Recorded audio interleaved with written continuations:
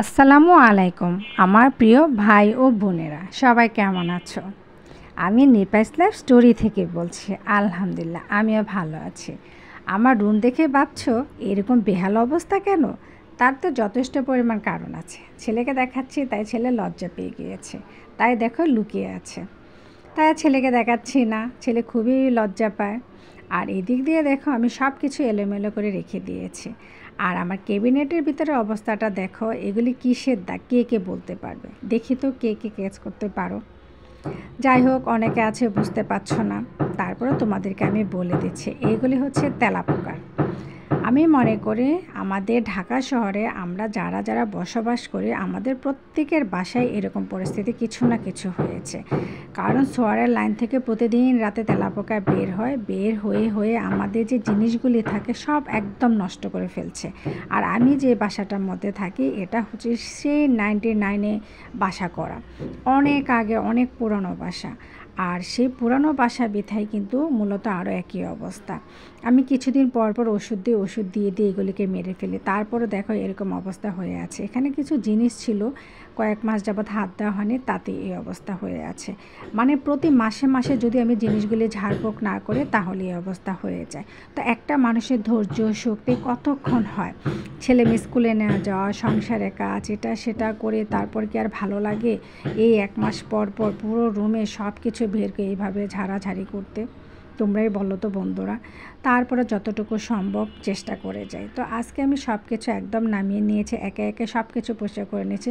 মানে কখনো এটা কখনো ওটা, আজকে এটা কালকে ওটা, এভাবে করে করে আমি শুধু পরিষ্কার করতেই থাকি।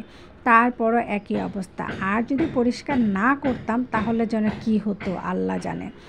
তারপরে দেখো আমার ক্যাবিনেটটা একদমই নষ্ট করে ফেলেছে। আমার পিছন দিকে প্লেটগুলো দাঁড় করানো ছিল, যার কারণে প্লেটের পিছনে যে ওরা বসে থাকতো আর এইভাবে কাজগুলি করে ফেলেছে। পায়খানা করে একদম আমার ক্যাবিনেটের পিছনে যে হার্ডবোর্ডটা ছিল একদমই নষ্ট করে ফেলেছে। এটাকে আবার বানিশ করা ছাড়া আর কোনো উপায় নেই, কোনোভাবেই আর সম্ভব না এটাকে। তো যাই হোক, আমি যতটুকু পারবো সবগুলো জিনিস নামিয়ে সাবান পাউডার দিয়ে ঘষে মেজে পরিষ্কার করতে হবে আমাকে এখন, করে তারপর এখানে আবার আমার জিনিসগুলি রাখতে হবে। আর এখানে তোমরা দেখো কিছু গ্লাস ছিল আমার, সে অনেক আগের ব্রিটিশ আমলের। মূলত ব্রিটিশ আমল বলতে কি কথায় কথায় বললাম আর কি। আমার বিয়ের সময় কিছু জিনিস গিফট পেয়েছিলাম, সেইগুলো কিন্তু এখানে আছে। এই গ্লাসগুলি সে 18-19 বছর আগের জিনিস এইগুলি আমার। আর এখানে দেখো ছেলে ছোট সময়ের গ্লাস ছিল, দেখাচ্ছে যে দেখো এটা আমার ছোট সময়ের গ্লাস। তো এরকম অবস্থা কার কার হচ্ছে, কার কার বাসায় হচ্ছে একটু জানাবে আমাকে, কারণ বেহাল অবস্থা। আর অবশেষে অনেক কষ্টের পরে আমি ক্যাবিনেটটাকে গুছিয়ে নিয়েছি, পরিষ্কার করে যতটুকু পেরেছি আমার সামর্থ্য অনুসারে ততটুকু আমি গুছিয়েছি। কারণ আমার ওরকম মানে কাছের জিনিস আমি একটু কমই কিনে, কারণ যেহেতু আমরা সরকারি লোক, আমাদের বিভিন্ন জায়গায় পোস্টিং হতে হয় কিছুদিন পর পরে, তাই আমরা যত কম সম্ভবত তত জিনিস করার চেষ্টা করি। বেশি জিনিস করলে আমাদের জন্য ঝামেলা, কারণ 2 বছর 1 বছর পর পর বাসা চেঞ্জ করলে আর জিনিস কতই বা করা যায় বলো তো দেখি। তো যতটুকু সাধ্যে প্রয়োজন বা যতটুকু সম্ভব ততটুকুই করেছে। আর অবশেষে দেখো পরিষ্কার পরিচ্ছন্ন করে এভাবে গুছিয়ে রেখে দিয়েছে। আবার কবে অভিযান দিব তা এখনও পর্যন্ত বলতে পারছি না।